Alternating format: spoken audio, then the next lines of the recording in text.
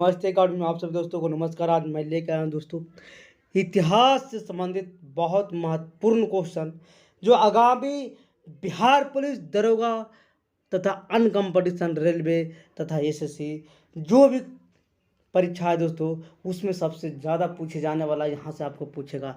एक घटना चक्र का है दोस्तों, एक घटना घाट के आपको रख देगा। इस बात को आप समझिएगा, आपको आने वाली परीक्षाओं में सबसे पावरफुल साबित होगा दोस्तों, पावरफुल साबित होगा। उससे पहले आप सभी दोस्तों को उठो जगाना चाहते हैं, है ना। इसलिए हम आपको एक अलग से अंदर से मोटिवेशन देना चाहते हैं दोस्तों, ताकि आप सो गए हैं तो जाग जाइए। कहा जाता है दोस्तों, इस बात को याद रखिएगा, उठो जागो और नींद त्यागो, आलस त्यागो, तब तक लक्ष्य प्राप्त न हो जाए। उठो जागो और नींद त्यागो, आलस त्यागो, तब तक लक्ष्य प्राप्त हो न जाए दोस्तों, तब तक लक्ष्य प्राप्त हो न जाए। मत बैठो उदास, कोशिश कर सफलता तो होगा तुम्हारे अपने पास। मत बैठो उदास, कोशिश कर सफलता होगा तुम्हारे अपने पास दोस्तों, तुम्हारे अपने पास होगा। अब आते हैं दोस्तों, अगर आप बीपीसी मस्ती एकेडमी पर सबसे पहली बार आए हैं तो सबसे पहले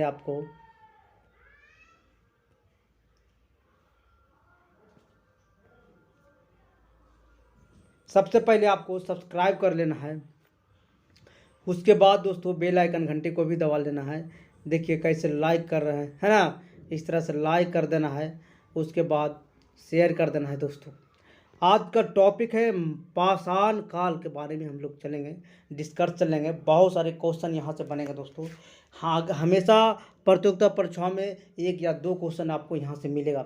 इस चीज़ को हमको क्लियर करना है। और नीचे इसका ऑब्जेक्टिव दिया हुआ है, जो वस्तुनिष्ठ प्रश्न होते हैं दोस्तों, 50 को कम से कम आपको इसको हम आपको अभ्यास कराएंगे।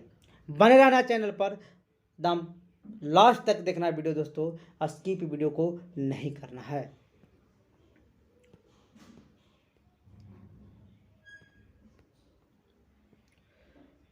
पाषाण काल के बारे में सबसे पहले हम लोग समझेंगे। पाषाण काल, है ना, नोट्स का, जिस काल का कोई लिखित साक्ष्य नहीं मिलता, इसका कोई लिखित है ये नहीं है, उसे प्रागैतिहासिक काल कहते हैं। कौन काल कहते हैं? प्रागैतिहासिक काल कहते हैं। जिसका कोई साक्ष्य नहीं है, लिखल उखल नहीं है, ये जान लीजिएगा, उसे प्रागैतिहासिक काल कहते हैं।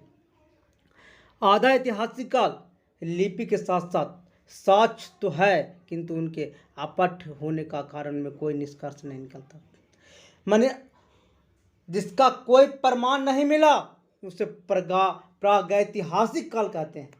लेकिन जिसका प्रमाण मिला, साक्ष्य मिला, लेकिन अभी उसका कोई पढ़ा उढ़ा नहीं गया है, उसे आधा ऐतिहासिक काल के नाम से जानते हैं। आधा ऐतिहासिक काल के नाम से जानते हैं। ठीक है दोस्तों, अब आते हैं आगे। अपठ या दुर्बोध होने के कारण उनसे कोई निष्कर्ष नहीं निकलता। जब से लिखित का विवरण मिलते हुआ ऐतिहासिक काल कहा जाता है। अगर लिखित का विवरण मिल गया तो समझ लीजिए ऐतिहासिक काल कहलाएगा। प्रागैतिहासिक के अंतर्गत पाषाण कालीन सभ्यता, आधा ऐतिहासिक के अंतर्गत सिंधु घाटी सभ्यता, ताम्र सभ्यता, जिसको आहार या जोड़वे अधिक आती है, याद रखिएगा दोस्तों।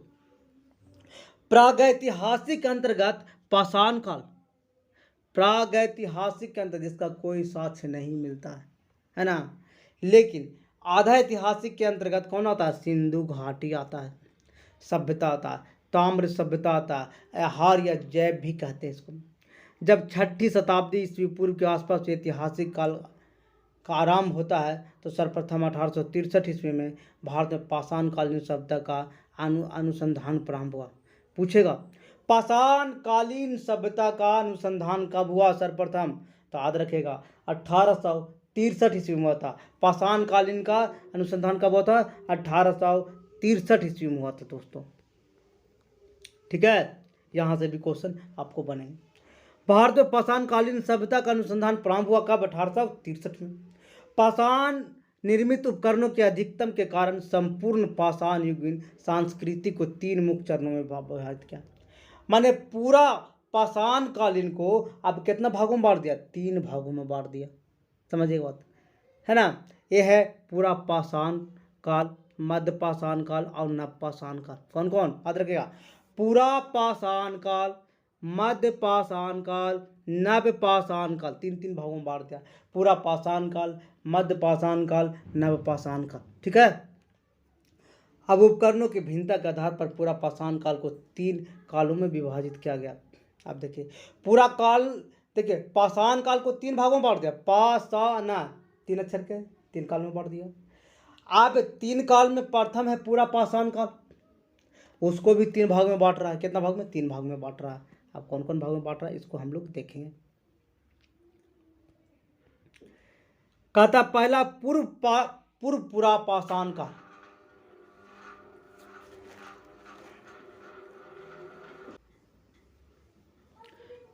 पहला है पूरा पाषाण काल, क्रोड उपकरण है ना, जिसको हस्त कुठार, खंडक एवं बिदारिणी सब मिला है वहाँ से।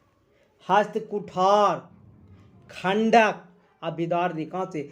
पूरा पाषाण काल से मिला। दूसरा है मध्य पूरा पाषाण काल, फलक उपकरण यहाँ से मिला है दोस्तों। कौन? फलक उपकरण। उच्च पूरा पाषाण काल के दक्षिणी एवं खुरचीनी उपकरण मिला है।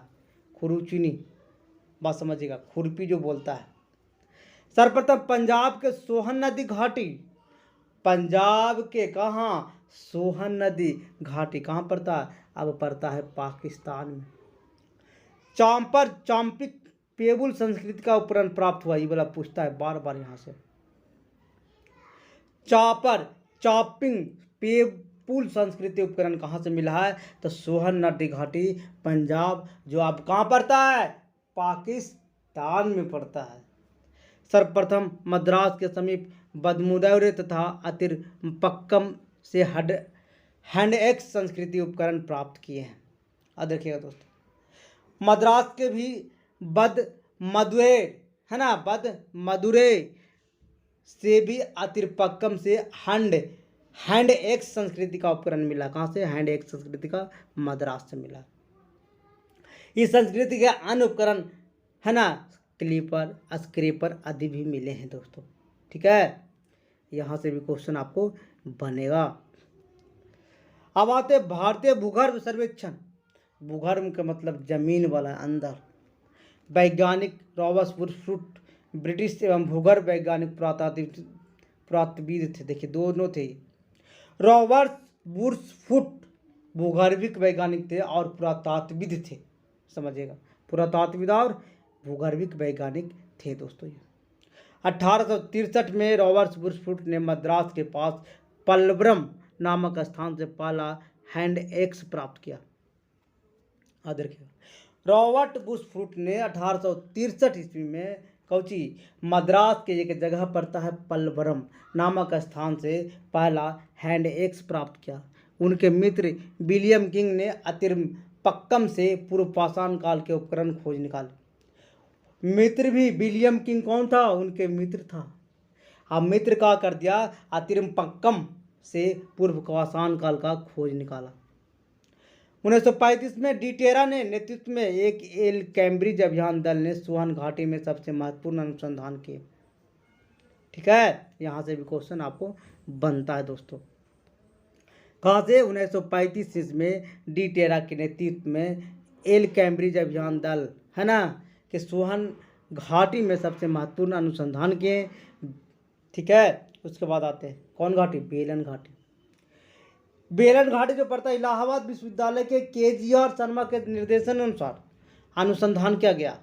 बेलन घाटी में कहाँ? इलाहाबाद विश्वविद्यालय के KR शर्मा के निर्देश में, माने KR शर्मा के निर्देश में इलाहाबाद के बेलन घाटी में माने कुछ काम किया गया, खोजा गया। पूर्व पाषाण काल से संबंधित यहाँ 44 पुरा स्थल थे। कितना? 44 पूरा पाषाण काल से स्थल थे। उपकरणों के अतिरिक्त बेलन के लोहंदा नाला क्षेत्र में इस काल में अस्थि निर्मित मातृदेवी का प्रतिमा मिला है। किसका? मातृदेवी का प्रतिमा मिला, जो संप्रति कौशाम्बी संग्रहालय से सुरक्षित है। फलकों की अधिकतम के कारण मध्यपुरासा पाषाण काल फलक संस्कृति भी कहा जाता है। कौन संस्कृति? फलक संस्कृति भी कहा जाता है।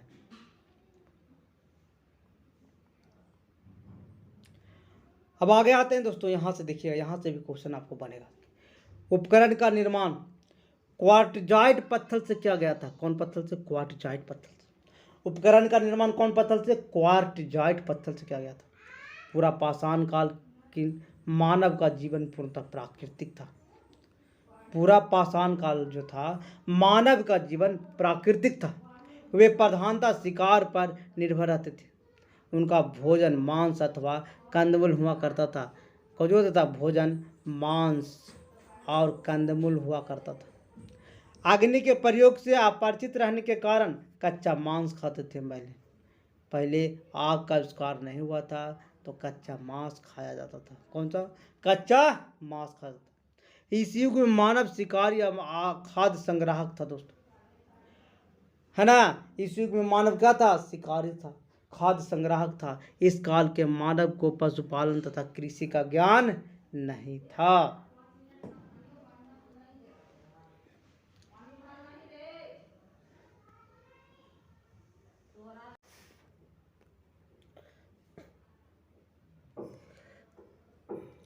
अब आते भारत के मध्य पाषाण काल के विषय में जानकारी। सर्वप्रथम 1867 से 68 ईस्वी के आसपास में कौन? Archibald Carlisle. आर्किबाल्ड कार्लाइल ने बिंद क्षेत्र में शैल क्षेत्र के लिए खोज निकाला था दोस्तों। अब आते मध्य पाषाण काल के विशिष्ट औजार। सूक्ष्म पाषाण या पत्थर में बहुत छोटे छोटे औजार होते हैं। मध्य पाषाण काल के जो औजार होता था वो सूक्ष्म पाषाण या पत्थर के बहुत छोटे छोटे औजार होता था। भारत के अस्थि पंजर सर्वप्रथम मध्य पाषाण काल से ही प्राप्त होता है।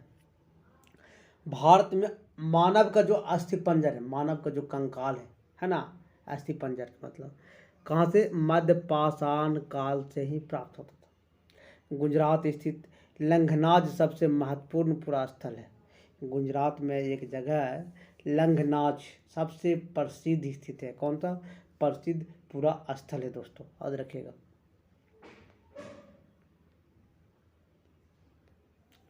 कहा जाता है कि यहाँ से लघु पाषाणोपकरण के अतिरिक्त पशुओं की हड्डी, कब्रिस्तान, कुछ मिट्टी के बर्तन प्राप्त होते हैं। यहाँ से 14 मानव कंकाल मिले हैं। 14 गो मानव का कंकाल मिला है। कहाँ से? समझ रहे बात? कुछ मिट्टी के बर्तन भी प्राप्त हुए हैं। कहाँ से? है ना, मध्य पाषाण काल से। मध्य पाषाण कालीन महदहा जो प्रतापगढ़ उत्तर प्रदेश से हड्डी एवं सींग निर्मित उपकरण प्राप्त हुआ। कौन कौन जी? याद रखिएगा। मध्य पाषाण काल से महदहा प्रतापगढ़ उत्तर प्रदेश से हड्डी और सींग से निर्मित प्राप्त हुआ दोस्तों। जी.आर. शर्मा के मदहा के 3 क्षेत्र से उल्लेख किया गया। जी.आर. शर्मा ने महदहा के 3 क्षेत्रों का उल्लेख किया गया, जो झील क्षेत्र, बुचरखाना, संकुल क्षेत्र एवं कब्रिस्तान का निवास क्षेत्र में बांटा गया है। कब्रिस्तान के निवास क्षेत्र में बांटा गया है। बुचरखाना संकुल क्षेत्र से ही हड्डी एवं सींग का निर्मित उपकरण आभूषण बड़े पैमाने पर पाए गए। याद रखिएगा दोस्तों, बुचरखाना में हड्डी एवं सींग से निर्मित आभूषण, माने हड्डी और सींग से जो निर्माण करके जो आभूषण होता था उसको बुचरखाना से प्राप्त किया था। बड़े पैमाना पर मिला है। डॉक्टर जयनारायण पांडे के लिखित पुस्तक के अनुसार, अब क्या है, डॉक्टर जयनारायण पांडे क्या लिखे हैं इनके बारे में बताते हैं। कह रहा है कि पुरातत्व विमर्श और महदहा, सराय नाहर, राय, दमदमा के तीनों स्थल हड्डी के उपकरण का आभूषण पाए जाने का उल्लेख। समझिए बात को। दमदमा तीनों ही स्थलों से हड्डी के उपकरण एवं आभूषण पाए जाने के उल्लेख किया गया। इस बात को कहाँ से? दमदमा से। महदह सराय एगो होता है, नाहर राय एगो होता है, और दमदमा से तीनों से है ना हड्डी का उपकरण आभूषण पाए जाने का मिला है दोस्तों। दमदमा के लिए उत्खनन के फलस्वरूप पश्चिमी तथा मध्यवर्ती क्षेत्र में कुल मिलाकर 41 मानव समाधान प्राप्त हुआ। 41 वो मानव समाधान ज्ञात हुआ। कहाँ से? दमदमा में किए गए उत्खनन के फलस्वरूप पश्चिमी तथा मध्यवर्ती क्षेत्र में कुल मिलाकर के 41 मानव समाधान प्राप्त हुआ। समाधानों में से 5 समाधान युग्म समाधान है। 5 गो समाधान था जो जोड़ा। भारत में मध्य पाषाण काल के विषय में जानकारी सर्वप्रथम जानते कब हुआ था? 1867 और 68 ईस्वी के आसपास हुआ था, जब आर्किबाल्ड कार्लाइल ने विंध्य क्षेत्र में, कौन सा विंध्य का जो क्षेत्र है, शैल चित्र है, वहाँ खोज निकाला था, है ना। विंध्य क्षेत्र में शैल चित्र को क्या किया था? रॉक, है ना, पेंटिंग को खोज निकाला था। पत्थर पर पेंटिंग किया हुआ था दोस्तों। मध्य पाषाण काल के विशिष्ट औजार सूक्ष्म पाषाण या पत्थर बहुत छोटे छोटे थे।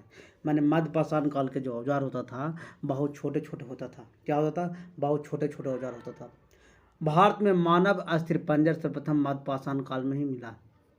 याद रखिएगा, यहाँ से क्वेश्चन आपको बनेगा कि भारत में मानव का स्थिर पंजर सर्वप्रथम कहाँ से मिला? तो मध्य पाषाण काल में। कहाँ से मिला? मध्य पाषाण काल में। गुजरात स्थित लंगनाज सबसे महत्वपूर्ण पुरास्थल है। गुजरात का जो लंगनाज है सबसे महत्वपूर्ण पुरास्थल है। यहाँ से लघु पाषाण उपकरणों में का अतिरिक्त पशुओं की हड्डियाँ, कब्रिस्तान तथा कुछ मिट्टी बर्तन भी प्राप्त हुआ है। कहाँ से? गुजरात के लंगनाज में सबसे महत्वपूर्ण पुरास्थल है।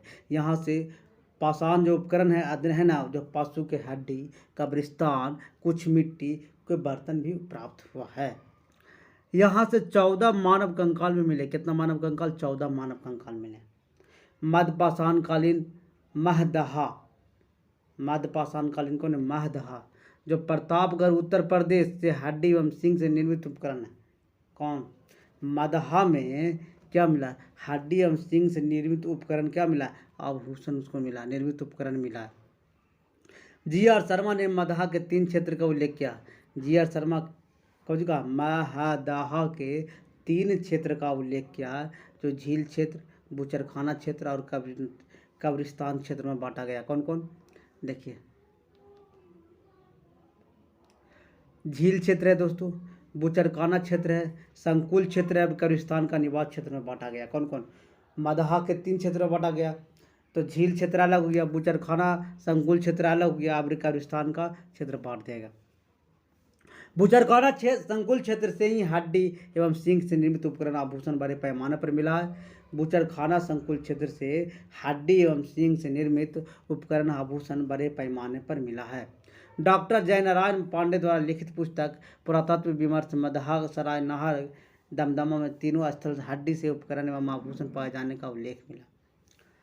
कहाँ? मदहा, सराय, नाहर, राय और दमदमा तीनों स्थल से हड्डी एवं उपकरण आभूषण बनाने का प्रमाण मिला है।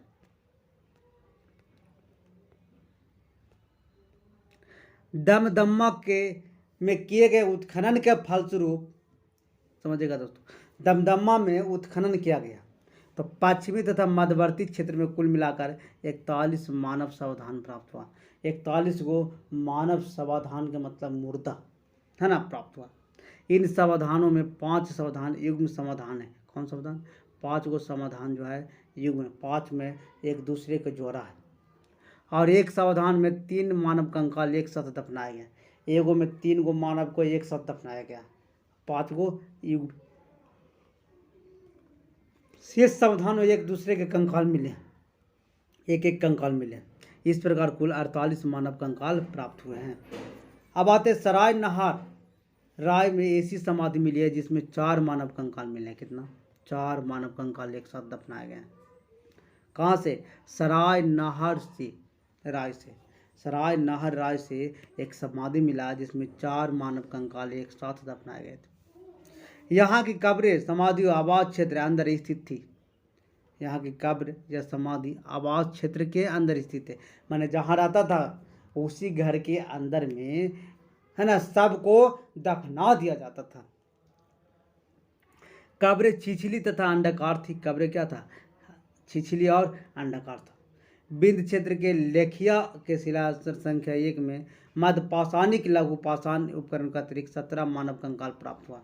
आदर विंध्य के जो क्षेत्र है दोस्तों, विंध्य क्षेत्र के लेखिया के शिलाश्रय संख्या 1 से मध्य पाषाणिक लघु पाषाणिक उपकरण के 17 मानव कंकाल प्राप्त हुआ। कितना मानव? 17। कुछ सुरक्षित हालत में मिले हैं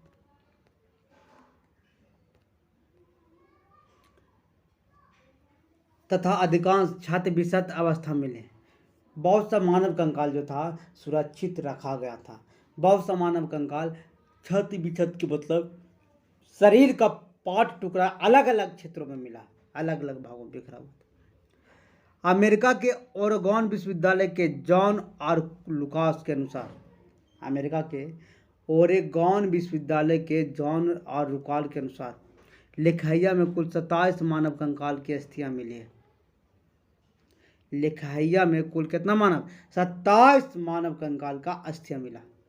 पशुपालन प्रारंभ मध्य पाषाण काल में होता है। ये पूछता है बार बार क्वेश्चन यहाँ से। पशुपालन का जो प्रारंभ होता था मध्य पाषाण काल में, पशुपालन के साक्ष्य भारत में आदमगढ़, तो आदमगढ़ कहाँ पड़ता? होशंगाबाद मध्य प्रदेश में। होशंगाबाद मध्य प्रदेश में पड़ता है। भीलवाड़ा राजस्थान से प्राप्त हुआ होते हुए मध्य पाषाण काल के मानव शिकार करके मछली पकड़कर खाद्य वस्तु संग्रह कर पेट भरते थे। याद रखिएगा दोस्तों कि मध्य पाषाण काल में मानव शिकार करके मछली पकड़कर और खाद्य वस्तुओं को संग्रह करके क्या करता था? पेट भरता था।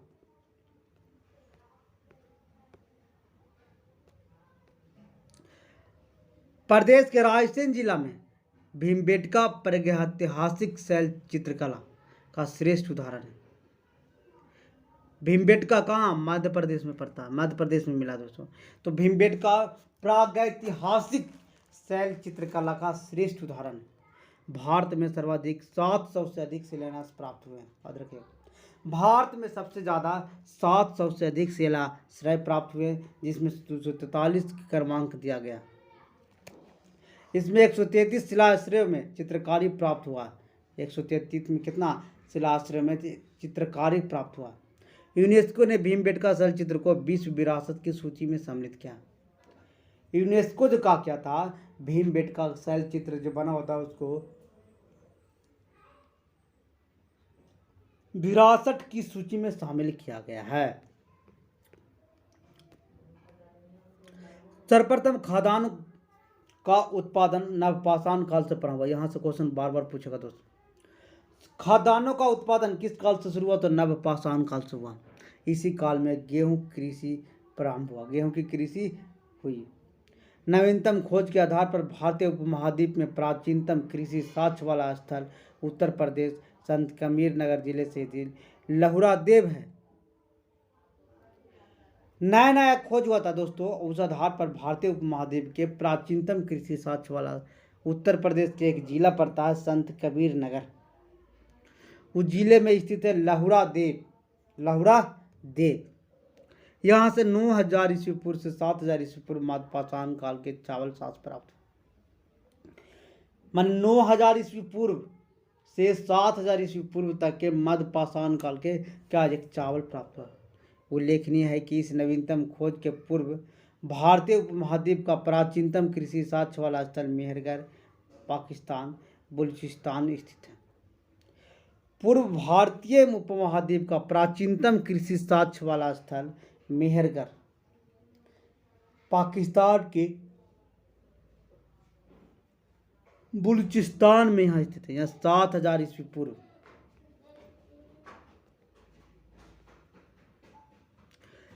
7000 ईस्वी पूर्व गेहूं के साक्ष्य मिले, जबकि प्राचीन चावल के साक्ष्य वाला स्थल कोलाडीहवा इलाहाबाद जिले के बेलन नदी के तट पर स्थित है। यहाँ 6500 ईस्वी पूर्व चावल की भूमि का साक्ष्य मिला। कितना? 6500 ईस्वी पूर्व चावल की भूमि का साक्ष्य माना जाता है। चीन के यांगची नदी घाटी क्षेत्र के लगभग 7000 ईस्वी चावल उगाया गया था। 7000 ईस्वी पूर्व चावल उगाया गया था। कहाँ? चीन के यांगत्जी नदी घाटी क्षेत्र में।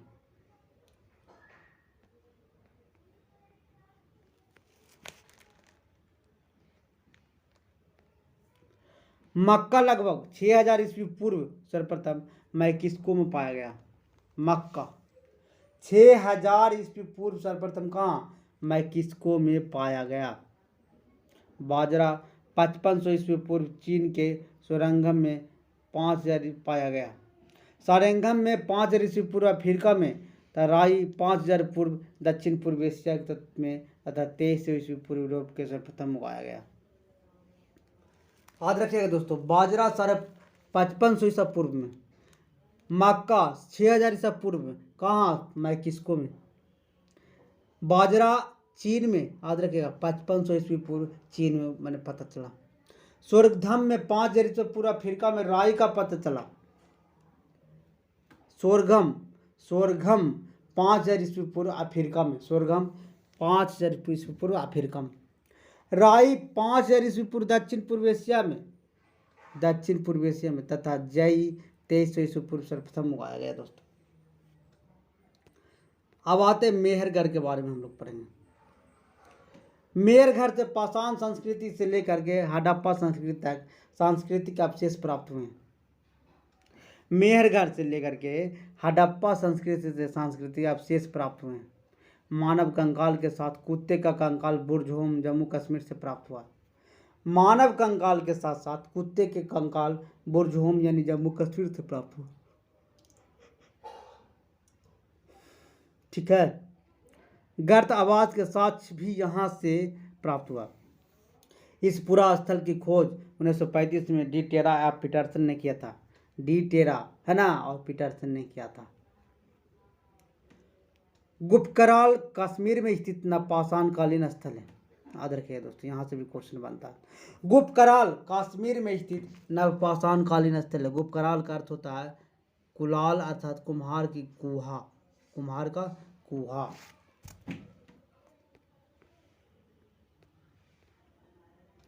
यहाँ के लोग कृषि पशुपालन का कार्य करते हैं। कृषि पशुपालन के कार्य करते हैं।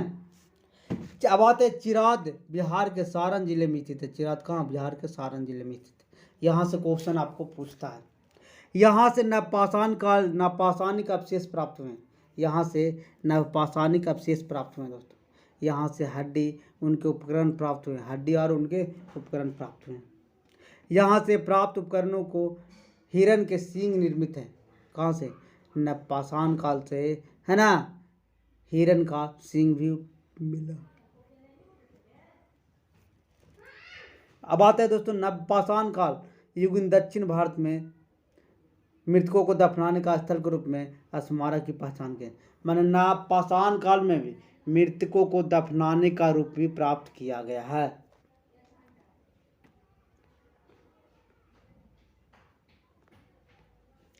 नवपाषाण कालीन पुरास्थल के राख टीले कर्नाटक के मैसूर में पास बेल्लारी जनपद में स्थित संगकल्लू नामक स्थान से प्राप्त हुआ। देखिएगा दोस्तों, ठीक है। नवपाषाण कालीन पुरास्थल से राख के टीले के मतलब जो खाना बनता है, जो बच जाता है ना राख, उसका टीले कर्नाटक के मैसूर के पास बेल्लारी जनपद में स्थित है। संगम कल्लू नामक स्थान से प्राप्त हुआ। कौन से? संगम कल्लू नामक स्थान से प्राप्त हुआ। पिकलीहाल, उतरनूर आदि स्थलों से भी राख के टीले प्राप्त हुए हैं। पिकलीहाल, उतनूर आदि स्थलों से राख के टीले मिले हैं। ये राख के टीले नवपाषाण युग पशुपालक समुदाय के मौसमी शिविर के जलीय अवशेष हैं। आग का उपयोग सर्वप्रथम नवपाषाण काल का प्रमुख उपयोग है दोस्तों। याद रखिए, आग का आविष्कार कब हुआ था? नवपाषाण काल में हुआ था। नवपाषाण काल में हुआ था।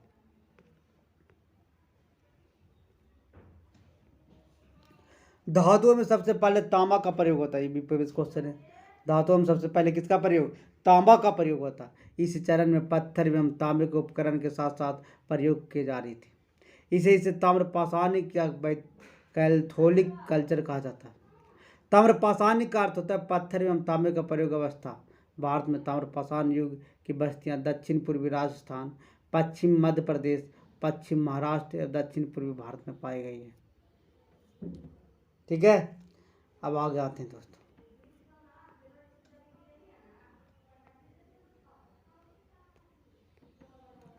दक्षिण पूर्वी राजस्थान में अनेक पुरास्थल की खुदाई हुई। दक्षिण पूर्वी राजस्थान में अनेक पुरास्थल का क्या हुआ, खुदाई हुआ। ये आहार, बालथल, बागोर, उजियाना, गिलूंद ऐसे पुरास्थल बनाया बनास घाटी में स्थित है। बनारस का जो घाटी है वहाँ स्थित है। कौन कौन, आहार, बालियल, बागेर, उजियाना, नीलगुंदा।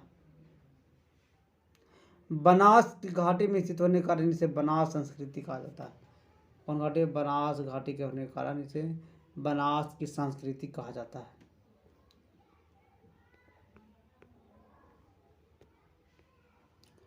आहार का प्राचीनतम नाम ताम्बती है, अर्थात तांबे वाली जगह।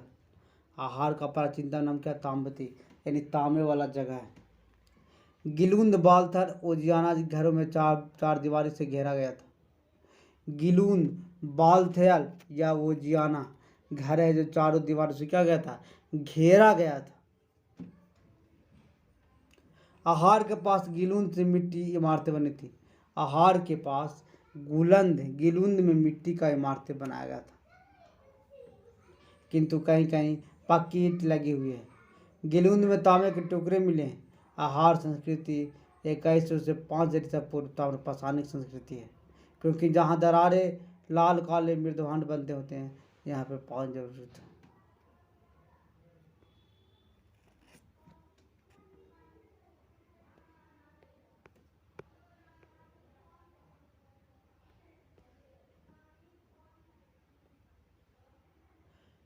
ठीक है दोस्तों, इसके बाद नेक्स्ट वीडियो लाएंगे, दूसरा वीडियो लाएंगे। आपको इसके पार्ट है 50 क्वेश्चन आपको सॉल्यूशन करने का मौका मिलेगा, है ना।